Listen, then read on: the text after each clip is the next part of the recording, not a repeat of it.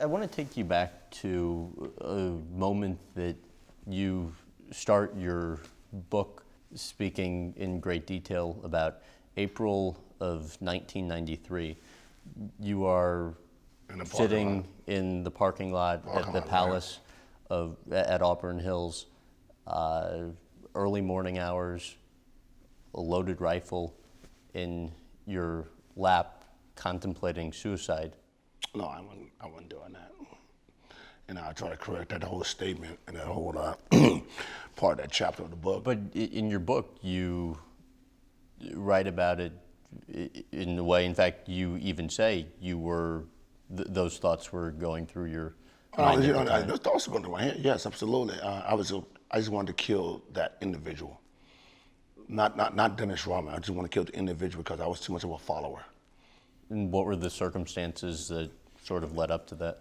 I know, so I think the circumstance, the fact that everyone was dispersing from Detroit, I think that the organization started to get rid of certain key people of the team. And it was just like, there was no more cohesiveness as far as a family thing. So I was basically by myself, I thought. And I didn't have no family there in Detroit, even though I had the Genopolis, I had the Dunns, Nancy Dunn, Randy Dunn, their family. I really didn't have anybody, pretty much. And you wrote in your book to that point, from the outside, I had everything I could want. From the inside, I had nothing but an empty soul and a gun in my lap. Well, that's pretty much true. I mean, outside you had everything just like most athletes. If you look at athletes today, you look at all the guys that want to be this holier than thou.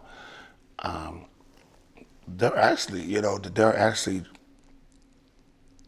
lonely because they're their own entertainment. I'm entertaining myself every damn day, but they got to entertain every day. And you also wrote in your book, and you briefly alluded to this, I discovered I was ready to check out of this life if it meant I could keep from becoming the man I was becoming. Who were you becoming? Well, it was just, I didn't want to, something came on. When I went to San Antonio, something really revolved and evolved with me. I couldn't tell you how, when, it just happened.